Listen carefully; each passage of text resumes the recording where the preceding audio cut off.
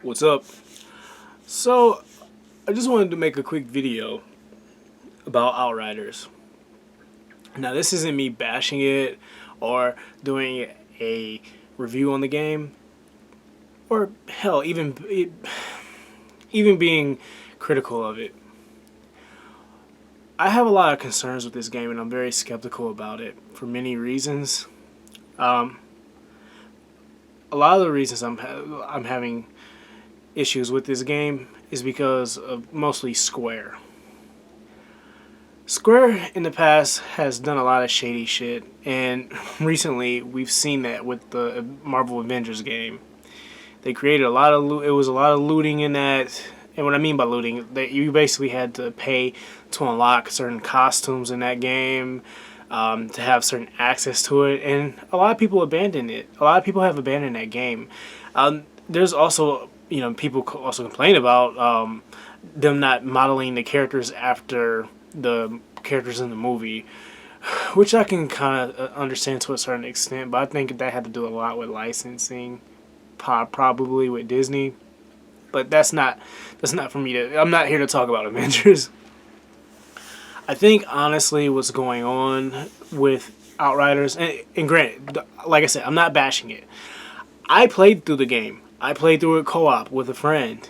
I enjoyed the hell out of it. I love it a lot, but I have a feeling that this game is going to be very short. Like I'm talking, when I mean by short, like this is a game you could play with a friend over the weekend and just like beat it on Friday. I mean, play it on Friday, beat it probably on Saturday night or Sunday.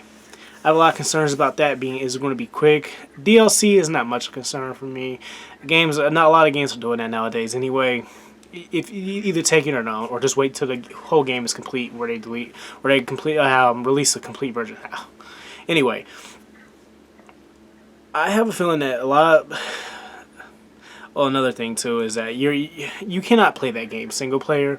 Well, you can if you think you have the guts to do it. I mean, if you okay, maybe what I should say is that if you're used to Dark Souls games and challenges like that, Sekiro, Demon Souls, then go ahead. You can play it as a single player, but I don't think that game is meant to be single player. And the same goes, and this is where I'm tying in Avengers with it, because you could not play that game offline.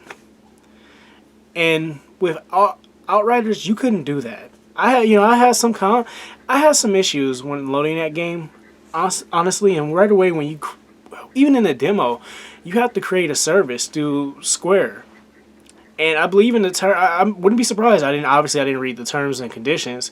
When you read, when you go on, you have to be online. You have to play your console, PlayStation 4, PlayStation 5, Xbox Series X, or One X, or whatever, whatever console you're on, even PC. You're gonna have to be connected online to that.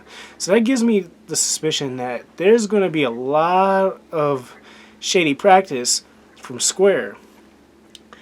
And maybe this is turning into a rant with how I'm frustrated with Square and the practices they've done in the past. I mean, God, I know when Life is Strange 2 came out, when I wanted to play episode 2, I remember I had to pay the additional $40 to get the rest of the episodes when I just wanted to play that one episode that night on the day of release. Oh, God. But I think what needs to happen is Square needs to listen to its community. They need to listen to the people who are fans, the gamers, the consumers who are buying this product. And I'm not, like I said, I'm not coming after Outriders because it's going to be on Game Pass day one. I don't care. I don't care about that. My concern is that is this going to be a problem? Is this going to be Square ripping people off? You see it constantly, all the time. Even with the Final Fantasy VII remake, they're going to be charging $60 an episode for that. You know that, right? Just for one day, just for a remake of a game that you got back in 1997 for $50, and that was a complete damn game. So it raises a lot of concerns. It's a lot of red flags. I'm skeptical as hell of spending a whole $70 on this. I really am.